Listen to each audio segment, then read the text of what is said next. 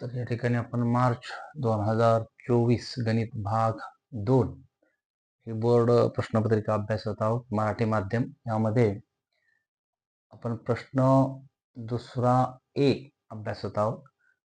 कृती पूर्ण करायची आहे. कृतीयुक्त प्रश्न आहे आपल्याला. तर तीन पैकी 2 कृती या ठिकाणी सोडवायच्या असतात. कृती म्हणजे अतिशय सोपा प्रश्न असतो. निरीक्षण आणि वाचन करून तुम्ही जरा व्यवस्थित आकृतीचं निरीक्षण केलात आणि या प्रश्नाची सांगड आकृतीमध्ये गाठलात तर या पद्धतीने हे कृतीयुक्त प्रश्न आपल्याला सहज सुटतात. अगदी सोपा प्रश्न आहे. तर चला तर मग आपण कृतीयुक्त प्रश्न अभ्यासूया. यामध्ये आकृतीत कोण ABC हा कंस ABC मधील अंतर्लिखित कोण आहे. थोडंसं आकृतीचं निरीक्षण करूया. कोण ABC हा जो कोण दिलेला आहे कंस कंस म्हणले की आपण वर्तुळावर पाहूया. ए पासून ABC याने अंतर्लिखित केलेला दिसतोय आपल्याला. अंतर्लिखित म्हणजे या कंसाच्या आतमध्ये हा कोण असतो आणि मग अंतर्लिखित केलेला आहे. तर जर कोण ABC चं माप 60 अंश दिलेलं आहे म्हणजे ABC या कोणाचं माप आपल्याला 60 दिलेलं आहे आणि तर काय मिळवायचं आपल्याला तर माप कोण AOC तो कुठे आहे पहा आता. AOC म्हणजे हा केंद्रीय कोण आहे O पाशी याचं माप आपल्याला मिळवायचं आहे. हा ABCचं माप आपण या ठिकाणी 60 दिलेला आहे प्रश्नाने. सहज आपण पाहिलं तर केंद्रीय कोन हा याच्या दुप्पट असतो किंवा आपण जर निरीक्षण केला तर हा केंद्रीय कोनाने अंतर खंडित केलेला कंस आहे हा AXC आणि AXC आणि हा केंद्रीय कोनाचं माप समान असतं आणि या दोघांच्या निम्मा असतो हा आणि आपल्याला विचारलंय काय बघा केंद्रीय कोन आणि केंद्रीय कोन हा दुप्पट असणार. सहज प्रश्नाचं उत्तर मिळेल. तर आपण थोडंसं कृती वाचन करूया, निरीक्षण करूया.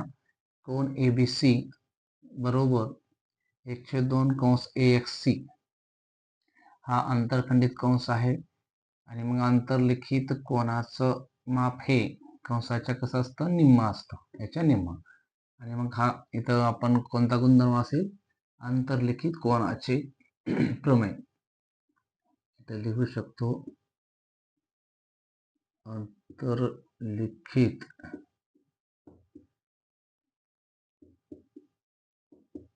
कोनाचे प्रमेय.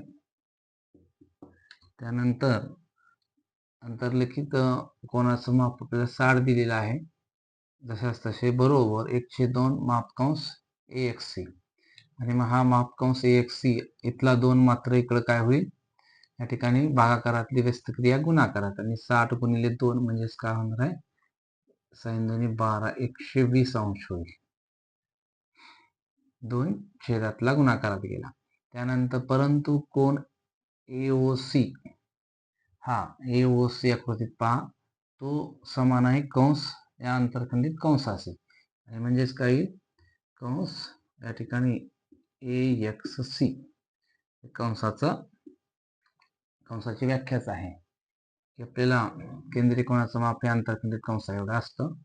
त्यानंतर कोण AOC विचारलेला आहे आणि मग आपण थोडं निरीक्षण करूया. कंसाचं माप 120 निघालं आणि कंस आणि हा कोन समान आहे म्हणजेच उत्तर काय असेल 120 अंश.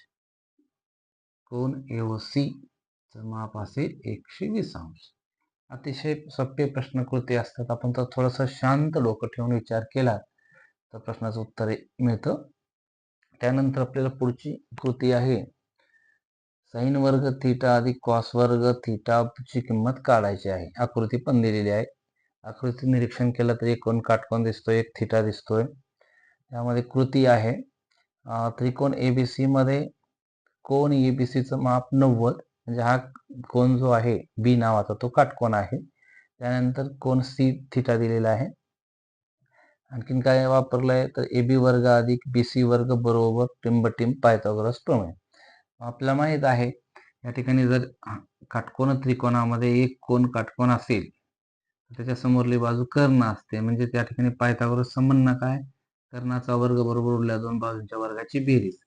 मग AB एक बाजू दिली BC दुसरी बाजू यांच्या वर्गाची बेरीज ही कर्णाच्या बाजू एवढी वर्गाच्या बाजू एवढी असणार आहे म्हणजे कर्णाचा वर्ग घेतला.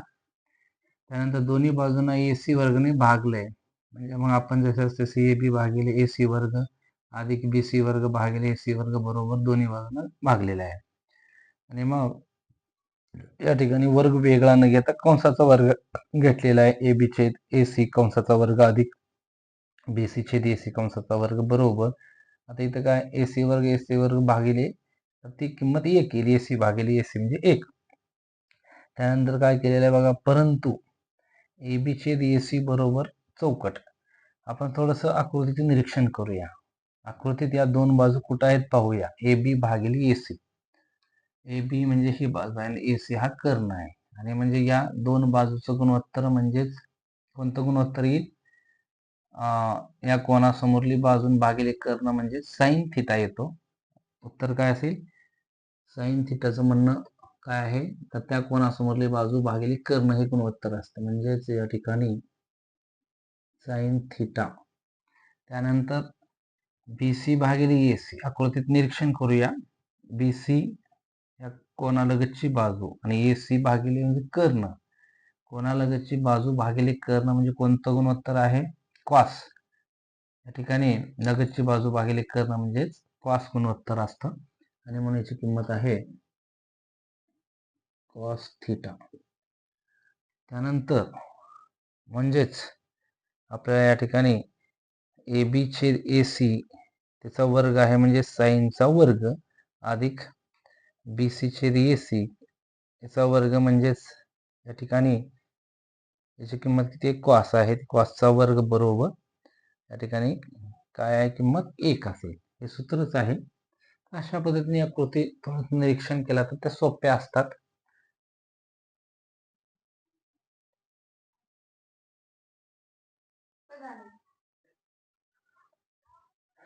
या ठिकाणी आपण तिसरी कृती प्रश्न दुसरा गणित भाग 2 चा आपण अभ्यासत आहोत. या ठिकाणी आकृती दिलेली आहे.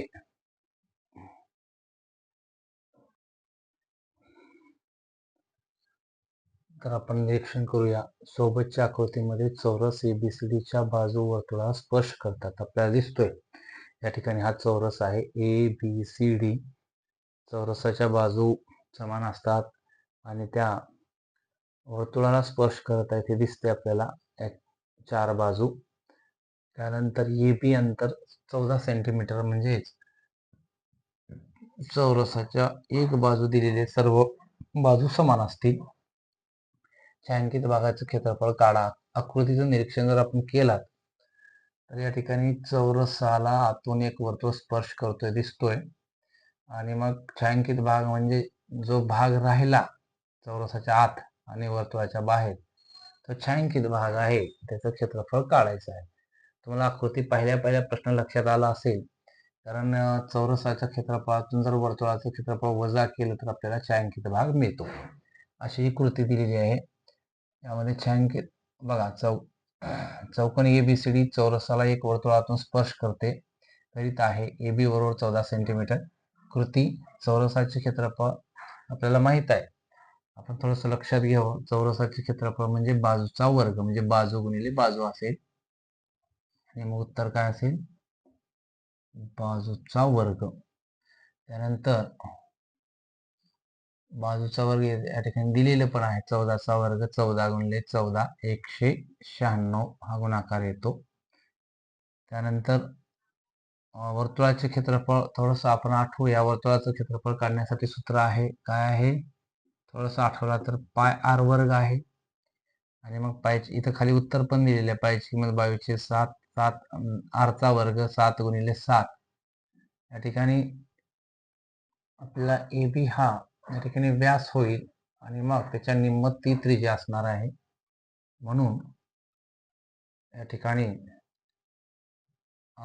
r वर्ग दिलेला आहे 7 गुणिले 7.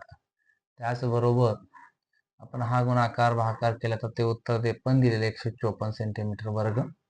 आणि मग छायांकित भागाचे क्षेत्रफळ काढण्यासाठी आपल्याला चौरसाच्या क्षेत्रफळातून जर वर्तुळाचं क्षेत्रफळ वजा केलं तर उत्तर मिळेल. चौरसाचं क्षेत्रफळ आहे 196 सेंटीमीटर वर्ग वजा वर्तुळाचं क्षेत्रफळ 154 वर्ग. हे वजा बाकी केलं तर उत्तर आपल्याला सहज मिळेल. 6 मधून 4 गेले 2, 9 मधून 5 गेले 4 आणि 1 गेला 0. तर अशा पद्धतीने आपला 42 सेंटीमीटर वर्ग हे छायांकित भागाचं क्षेत्रफळ असेल.